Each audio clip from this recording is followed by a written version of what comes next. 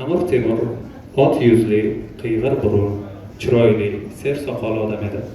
Undan hamma hayiqar, qalin qoshlarini chimirib, o'tkir ko'zlari bilan qadalib qaraganda hech kim top bera olmas.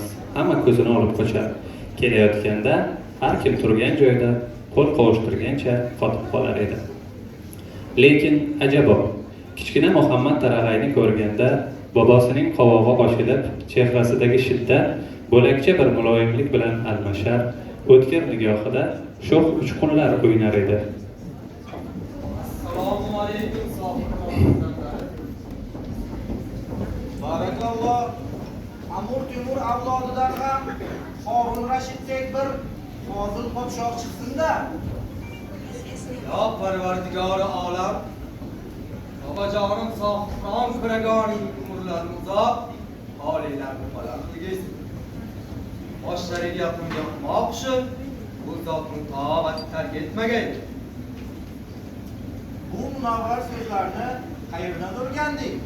Muhtaram Mavlono Aliyazdi, faqirning boshqa zurriyotlari jangu jadal bobida komil bo'lsalar, bu nabiram ilmu urfon bobida benazir ermish. Bu so'zda haqiqat bormi Mavlono? Bin haqiqat shundaydir. Nabirangiz Muhammad Tarag'ay ilmu handasa, ilmu falakiyot, arab xusus ilmu nujumda beqiyos iste'dodga musharrafdir.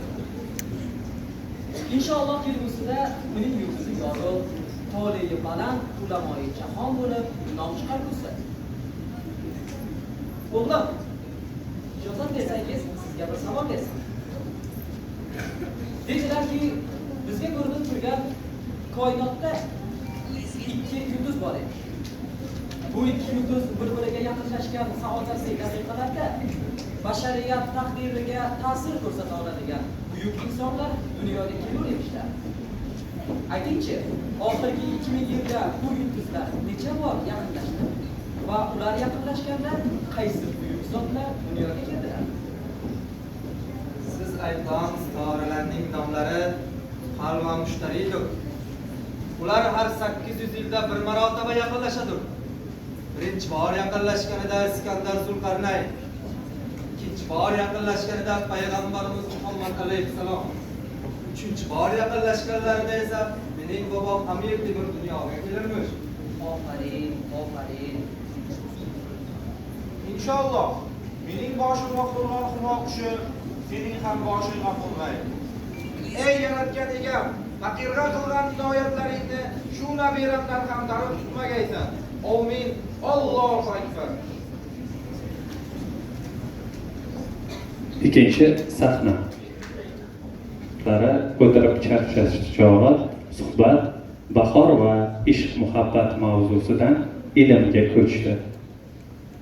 Ajabo, ushbu yerning tarovatidan tashqari anvoyi xususiyatlarga ham ega ekan. Osmoni past ekanmi, qo'lni uzatsa yetgudek. Xohlaganingizni ushlab olsa ham buyur. Bu anavi sitoraning qo'l bilan tutib olsa bo'larmi? Yo'q taqsir. Bu Surayyodir. Mirzo, bu haqiqat Surayyodir. Ular hammasi sarxadondir. Olimlar shu tariqa anchagacha yulduz sanashdi. Bu tarozi yulduzi, bunisi Suxo, bu anavisi esa Nasri Toyib. Yulduz sanashda ayniqsa Ulug'bek Mirzo sa'y harakat ko'rgazdi.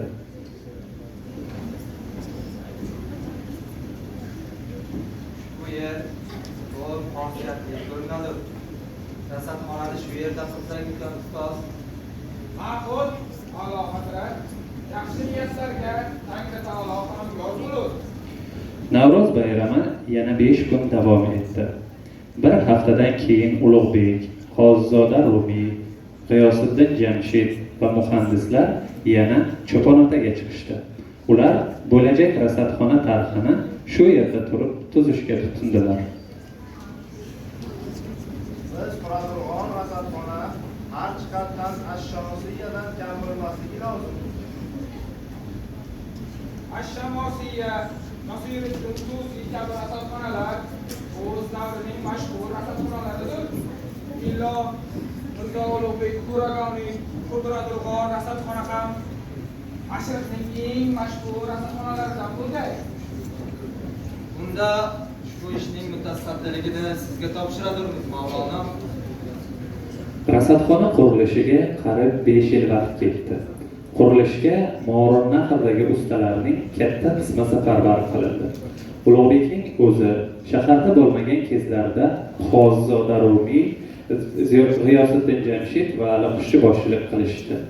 1437-yil nihoyat Ulug'bek bir umr orzu qilgan Zeji Jadid To'rag'oniy asarini yozib tugatdi. Qoralama tayyor bo'lgan kun bog'i maydonda Chinnixonada katta anjuman, to'y va tomoshalar bo'ldi. Assalomu alaykum ustoz. Xayrli ishni niyat qilibsiz. Haq taolo niyatingizga yetkazgay. Ne bo'ldi? Ishni o'rlatdingizmi? O'rinlatdim ustoz. Eng sara kitoblar, eng nodir qo'lyozmalarni olib yashirib qo'ydim. Shunday joyga yashirdimki, bu johil ulamolar 1000 yil axtarsa ham topolmaydir. Qayerga? Esingizda bo'lsa, bundan 15 yil ilgari yilqi yili kuzda Arxar ovga chiqib, tog'da selda qolgan edik. Ajdar bor? Barakalloh. Xotirangizga tasanno ustoz. Barakalloh Ali. Bu o'y qaydan keldi xayolingga? Bir muhtaram zot sabab bo'ldi ustoz. Ulug'bek o'z shogirdi Ali Qushchi bilan xayrlashadi.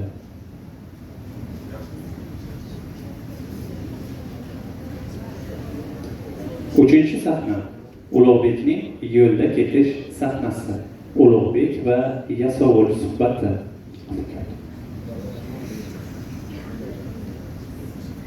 Barakalloh sizga vali ne'mat. Va lekin sizday zoti oliyning faqir bir gadodek Mo'g'ulnahr sarhadlaridan chiqib ketmoqni shahzodam sizning o'rningizga noloyiq deb biladirlar. Shu tufayli sizning mana bu eslik qishloqda tunab qolmoqingizni lutfan iltimos qiladirlar.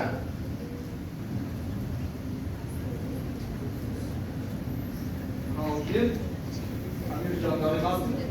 Katta yo'lda Amir Jondor ne qiladi? Yasovul undan rozilik so'rab o'tirmay, otning boshini qishloq tomonga burdi. Vo darak, boshimda ne savdolar bor, shahzodaga ne kerak? Toju taxt, saltanat, barini oldi.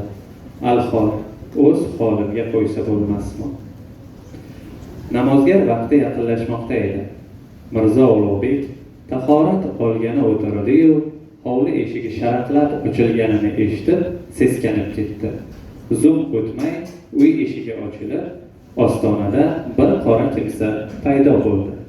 Mirzo Ulug'bek uni qayerdadir ko'rgan edi. Said Abbos? Mirzo Ulug'bek Abbosning ko'ksiga zarb bilan musht urdi. Said Abbos tebranib ketsa ham o'zini tutib, Mirzo Ulug'bekni eshik tomon sudray boshladi. Mirzo Ulug'bek ingrab yubordi. Yo Parvardigor olam, xuddi qurbonlik qo'yday sudraydilar. Qaysi ozuqlarim uchun bu nadomat, bu xo'rlik? Qaydasan Ali? Ali Qushchini eslashi bilan ko'ziga yana yosh keldi. Attang, boya nechun uni orqaga qaytardi. Mirzo Ulug'bek o'pkasi to'lib kalima keltira boshladi. Lekin ko'z yoshi aralash tepasiga kelib to'xtagan Said Abbosning qora quzg'un vajohatini, boshi uzra ko'targan qilichini ko'rdi-yu, ijirg'anib ko'zlarini yumarkan. Alvido Ali, umidim yolg'iz sendan.